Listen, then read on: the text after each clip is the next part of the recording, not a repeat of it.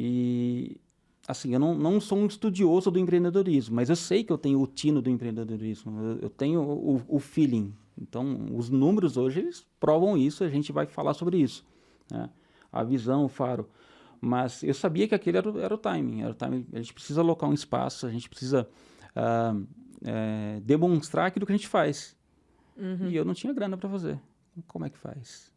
E aí? Vou pagar juros? Será que eu consigo um empréstimo? Como que eu vou fazer? Surgiram duas propostas, duas pessoas diferentes para investirem, né? Viram potencial. Um deles foi muito curioso, que ele passou na frente da obra, ele viu o carro. Esse carro é seu? Eu falei, com uma escada em cima, uma equipe de pintura. Vocês são pintores? Somos. Mas um carro tão bem cuidado assim, um carro relativamente novo, isso me chamou a atenção. O que você faz? Como que você gerencia a sua equipe? Eu faço assim, assim. Vamos até em casa, dentro de um condomínio de luxo. Fui até a casa dele, ele queria de alguma maneira fazer negócio comigo, ser sócio de alguma maneira, participar daquilo que eu estava vivendo, porque ele viu muita organização e limpeza. Pintores com roupa limpa, né? Bem apresentáveis, com marketing pessoal. Achei interessante. Mas eu não senti paz, não era aquela pessoa. Ela estava bastante interessada em números, enfim, em questões que não vêm ao caso. Teve uma outra pessoa também com proposta também, mas não tive paz. Não tive paz, não tive certeza. Há aquela inquietação aqui no coração. Quando vem essa inquietação, eu já sei que não é. E um belo dia, na pintura da casa de um cliente, ali ainda, poxa, seria muito legal ter esse espaço. É o tempo. E a gente foi tão bem tratado por esses clientes, tão bem tratado, tão bem recebido, acolhido, a hospitalidade. Não parecia que nós éramos pintores, éramos amigos. Mas não era algo forçado e nem velado. Era realmente de sincero, de coração. Eu falei, eles são tão gentis que nós fizemos os primeiros trabalhos, eles gostaram tanto, chamaram de novo. Aí gostaram, chamaram de novo, eles iam aumentando, porque o produto você vai se apaixonando, você quer fazer mais uma parede, mais uma, mais uma, mais uma, mais uma. Viciante, você vai colocando em... Você termina, você olha para a parede e fala assim, fica namorando. Aonde que eu posso fazer mais uma? Eu acho que eu posso fazer mais uma ali. E eles ficaram assim. Então, acho que na terceira ou quarta vez que nós voltamos lá, eu falei, eu acho que rola. Fiz a proposta para eles. Olha, tem esse sonho.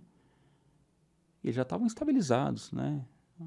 São pessoas assim de um coração muito, muito generoso, mas estavam estabilizados, já caminhando ali pro Nossa, ela vai ficar muito brava comigo. Dona André, o terceiro terço da vida, né? O Denzel Washington fala que o primeiro terço você aprende, o terceiro você conquista, o terceiro você retribui. Né? E essa frase me chamou muita atenção. Então, ela já estava ali naquele terceiro terço da vida, tanto o André quanto o Ivar, já adiantando aqui o nome deles, meus clientes. Então, estavam querendo sossegar um pouquinho e não arrumar mesmo um compromisso, mas aceitaram o desafio de investir e nós abrimos um negócio com 18 metros quadrados, uma pequena sala dentro de uma galeria. E decoramos algumas paredes. E foi ali que começou tudo. Mas você sabe uma coisa que você falou para mim que realmente, infelizmente, e eu até quero falar disso, porque vocês fundaram o Movimento Brasil por um Pintor Melhor. Exato. É isso. Porque quando você 2016. fala de pintor, são poucos que têm esmero. E esses são aqueles que têm os clientes que têm mais grana, que não abrem mão, que Exato. Fazem trabalhos assim. E a agenda sempre vai estar cheia. A agenda sempre cheia e faz tudo sempre com muita calma. Porque assim, eu mesma, nossa, já tive experiências péssimas com um pintor que não tirou um espelho do negócio, já pinta tudo. E realmente, o pintor, tanto pintor quanto pedreiro, né? A pessoa que faz, de serviço em geral, a pessoa da construção que faz civil. esse tipo de trabalho, quando você percebe que a pessoa é aciada, né? Eu tenho um eletricista que eu não abro mão dele. E eu indico ele para as pessoas falam assim para mim, nossa, como ele é careiro. Mas assim, ele vai e ele é novo. Ele resolve o problema. Ele vai e ele resolve. E ele chega com o carro dele, com todos os equipamentos dele, tudo. O carro dele não tem um arranhão. É um carro vermelho. É um carro vermelho, não tem um arranhão. Não, as coisinhas dele são todas guardadinhas assim, bonitinho. Ele chega na maior paz, na maior calma. Então, assim, esse é um prestador de serviço que eu não abro mão de ter. E aí é essa pessoa...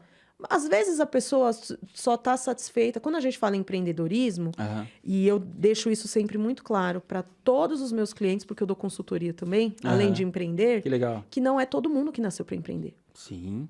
E muitas das vezes você pode ter uma mente empreendedora, mas para aplicar na empresa dos outros e ganhar bem por isso e tá tudo bem. E sim. E tem pessoas como você. Você era um pintor e você começou a ver outras possibilidades que não fossem a pintura tradicional. E sim. E daí isso te levou a chegar aonde você está hoje. Que eu vejo que é um produto muito concorrido. Não sei se vocês são os únicos que você fabrica. Fabrico. Não somos os únicos. Tem muita... Quando eu comecei, tinha muita gente fabricando já. Já tinha muita gente, mas eu vejo que o seu negócio é muito próspero. Porque você colocou energia nisso. Muita. Muita energia. E ainda coloco muita. Ainda trabalho muito. Se a gente não coloca a nossa energia no nosso negócio, é aquilo. Tudo que a gente tem a nossa energia. Então... Só de você estar ali, às vezes você tirar e organizar uma coisa ali, aquilo ali já... Cada detalhe aqui de cada embalagem foi pensado. Cada detalhe, cada tio, cada detalhe, cada milímetro quadrado dessa embalagem foi pensado. Tem um propósito, tem tudo. E como que você começou na pintura? Você sempre trabalhou com isso? A pintura, desde 12 anos. Já estava dentro de obra. 12 anos? 12 anos de idade, eu estava dentro de obra. Você ia com alguém da sua família? Meu cunhado me levou primeiro. Com 12 anos?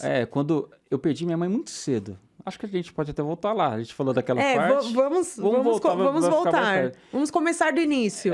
Então, eu perdi minha mãe muito cedo. Então, fiquei morando um pouco com uma irmã, com outra, com um tio, com uma tia. Enfim, o meu pai já era separado da minha mãe. Meu pai, que hoje mora comigo, era separado da minha mãe. Então, acabei ficando órfão, fui morar com a minha avó falece também um ano depois, órfão de mãe, praticamente órfão de pai, um pai não muito presente, né?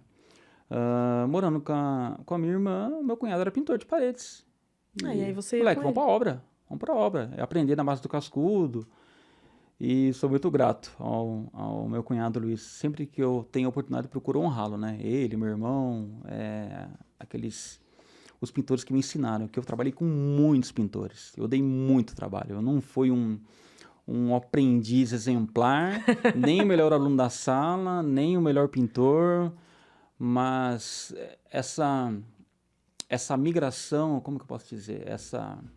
Como que é? Esse nômade da pintura, que trabalhou com diversos pintores, hoje eu percebo o valor que isso teve, né? Porque eu fui absorvendo e aprendendo com cada um eu aprendi uma característica diferente. E eu peguei uma geração de pintores que ainda tinha tanto zelo. Para você ter uma ideia, um pintor hoje que está aprendendo, que faz um curso no Senai ou numa escola técnica de pintura, ele aprende a pegar uma porta de madeira, uma madeira como essa, uma demão de selador e uma demão de verniz. 2 de verniz, está pronto. Os pintores com quem eu aprendi era 5 demãos de seladora e lixa, e dá e lixa, sabe? Aquele processo lento de cozinhar em fogo baixo e fazer bem feito. Então, ainda peguei essa geração. Então, eu fui aprendendo com esses pintores. Primeiro foi o meu cunhado, e depois o meu irmão também, e outros pintores. Então, dos 12 até 2016, 17, até a gente fundar um movimento, eu estava ali pegando a ferramenta. Tem outras coisas que eu fiz na vida, né? Muitas outras coisas também, né? Mas isso sempre foi o que... A pintura, eu acredito que ela ocupou de 80% a 90% do meu tempo profissional, da minha carreira profissional. Porque você fez outras coisas, solda, mas sempre voltava para aquilo. Sim, trabalhei com comida, como garçom, com soldo, trabalho com metalúrgica, caldeiraria, enfim. Mas a minha especialidade é essa, a pintura. E minha paixão também. E aí você foi nessa pegada, porque acho que quando a gente fala de pintura, realmente a gente imagina pintar a parede de uma cor. Sim. Mas é uma arte, né? É uma arte. Porque eu mesmo não tenho a menor condição.